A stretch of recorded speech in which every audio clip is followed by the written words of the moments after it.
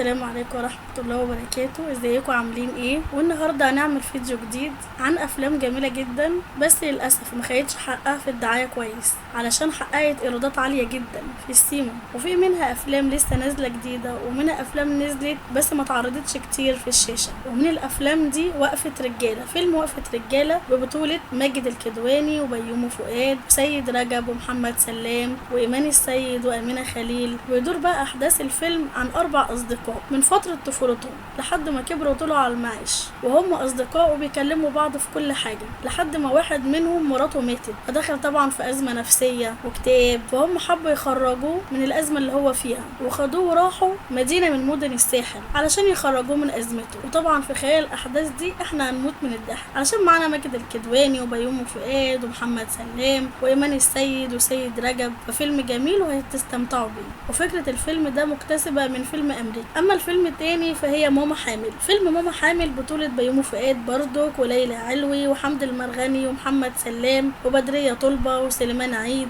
ويدور بقى احداث الفيلم عن ام واب، وهو بيومي فؤاد اللي اسمه كامل وليلى علوي اللي اسمها سمية، وعيالهم حمد المرغني ومحمد سلام. ومحمد سلام بيكون دكتور ويكون بيكره جدا الدوشة وصوت الاطفال وما بيحبش التعامل ابدا مع اي انثى. اما بقى حمد المرغني طلع بتاع بنات وبيشتغل مصمم اعلانات، وبيكون بيومي فؤاد وليلى علوي عايزين يجوزوهم، بس طبعا الشباب مش عايزه تتجوز. وبيدور احداث الفيلم عن كده لحد ما بيفكروا الاب والام عن فكره ان امهم تبقى حامل ويخلفوا طفلين توأم، وبيومي فؤاد بيقول لهم ان هو جاي له شغل بره وهياخد امهم معاهم وبيسيب لهم العيال علشان يحسسوهم بالاسره ومسؤوليه. وطبعا بنشوف كوميديا جميله جدا من بيومي فؤاد وليلى علوي وحمد المرغني ومحمد سلام.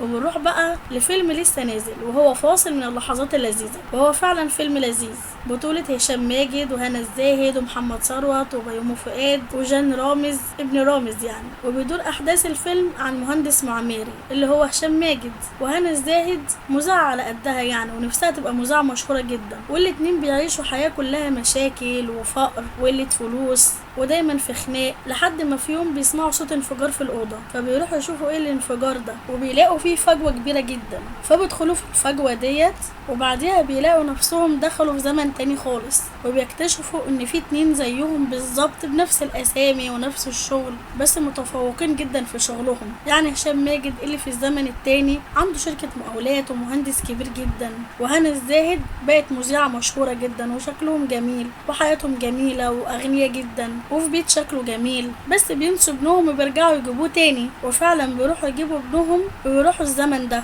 بس طبعا هم هيبقوا 4 اشخاص، فبيحاولوا يرجعوا هشام ماجد وهنا الزاهد اللي شبههم للزمن بتاعهم القديم، وبيعيشوا هم في الزمن الجديد.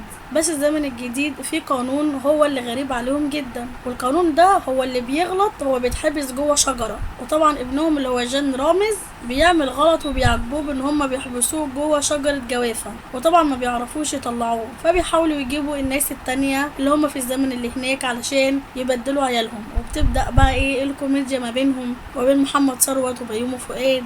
بس هو فيلم جميل جدا وهيعجبكم. وبكده وصلنا لنهاية الفيديو. لو عجبك موضوع الفيديو اكتب لي تحت في الكومنتات نكمل المسيرة دي ولا لا، ولا نكمل في ملخص الافلام. ولو عجبك الفيديو اعملي لايكات كتير علشان اعرف ان الموضوع عجب وان شاء الله نكمل فيه. وما تنسوش تشتركوا في القناة وتفعلوا الجرس على الكل علشان يجيلكم كل جديد. والى اللقاء.